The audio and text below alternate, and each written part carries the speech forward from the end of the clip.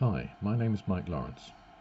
This video is one of a set which is intended to provide a different interpretation of the experimental results that constitute the foundation of current physics. It is clear that the present explanation for what we see in the universe is good in many ways, but it is missing an overall coherence. My view is that we need to look at physics with new eyes and consider an interpretation that explains most things well, even if it does question just about everything. I do not disagree with any experimental results, only the interpretation of those results. And I do not say that the hypothesis that I'll be talking about in these videos is the theory of everything, and that everything I suggest is correct, but it is a start. Each video in the set will cover an aspect of physics. The whole set needs to be understood together in combination, because many aspects rely on each other, and any one taken on its own may not be convincing to those relying on the current interpretations, some of whom may actually be offended by the hypothesis.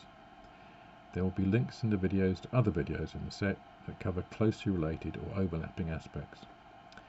Within the boxes in the videos are representations of the motions of the particles and their composites, which I will be explaining more fully. I'm happy to answer questions where I can, perhaps providing links to where a deeper mathematical analysis shows why I say what I do, since equations and graphs do not make good videos, and will post replies where appropriate on Twitter. I hope you enjoy the videos and they enable you to better appreciate the absolute symmetry and simplicity of nature. But please remember, I'm not an experienced presenter, and although I state everything as if it were correct, this is only a hypothesis. This is video number 24, the structure of loops and zerons. Our matter loops have three unmerged pairs of positive and negative meons chasing each other in a loop. Other pair number loops are dark matter. The probability of forming loops of any pair number is higher the lower the pair number. The odd pair number loops can form atoms because they always have a net spin energy in their nucleons that needs to be balanced by an orbiting loop of opposite charge and the same size spin energy. So our matter is the lowest pair number that can form a loop, on the basis that a one pair loop is a pair looking to join a chain rather than chasing its own tail. Within a loop, the mass and charge energies of the meons is in balance as they rotate at a frequency. The energy of each meon is positive or negative a half mv squared, where m is the adjusted Planck mass, and the loop energy as a frequency is a half h omega. But because there is a balance of energies, the spin energy balances the mass energy, and the twist energy balances the 1/6 charge energies, and so all loops always have zero total energy. It is the amount of each type of energy of the same type in each loop which interacts.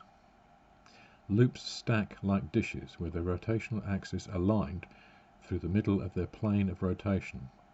Only when the loops in a stack contain all the asymmetries necessary to make a symmetric loop, and the total charge of the stack is either zero or the maximum charge for that pair number loop system, will a stack be stable. A loop and an antiloop can form a photon if rotating in the same sense. A quark loop and a different quark loop, rotating in the same or opposite sense, can form pions, the former with spin 1 and the latter with spin 0. Stacks with alternating loop spin orientations are slow moving, whilst those stacks with loops all with the same spin orientation are fast moving. Stable stacks can lose one type of symmetric loop in exchange for another similarly energetic symmetric loop. This is one case for neutrons becoming protons, where an external neutrino loop can impact the charged lepton in an up-down-up quark and electron-neutron stack to become an up-down-up proton stack with an energetic charged lepton exiting.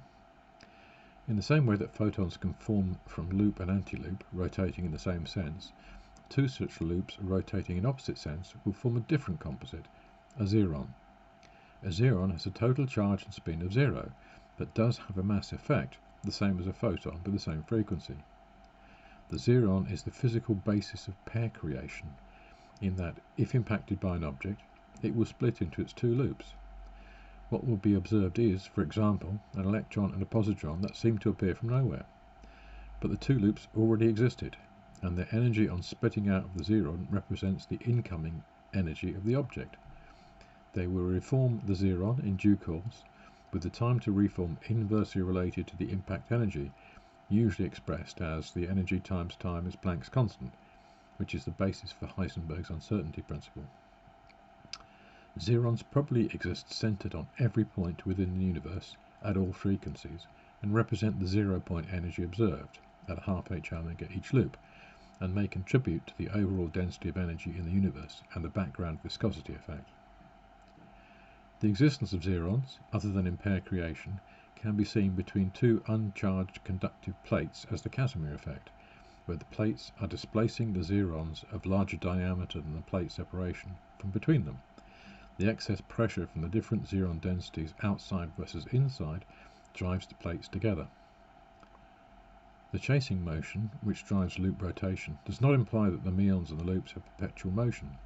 The meons are subject to the friction or viscosity of the background merged pairs and require photons to stack and contribute rotational frequency in order to return them to the locked-in frequency set during inflation.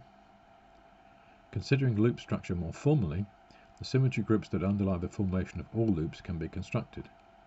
The triple nature of the three different symmetries, from the two lower levels, which are common to all loops, to the upper level specific to loop size, form a composite symmetry group definition of U1 cross S1G4 cross SG brackets 2n plus 2, where n represents the loop size in terms of number of meon pairs in the loop.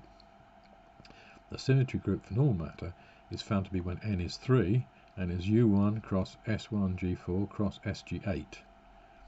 At the lowest level, since there is only one force carrier, the zero-mass black hole in pure unmerged pair form, this is a U1 symmetry group. The zero-mass black hole has no spin because it is not a loop and has no mass. At the second level, there are 4 different states of unmerged meon pairs that can form loops, starting with a positive mass at the first pair position, giving the G4 symmetry.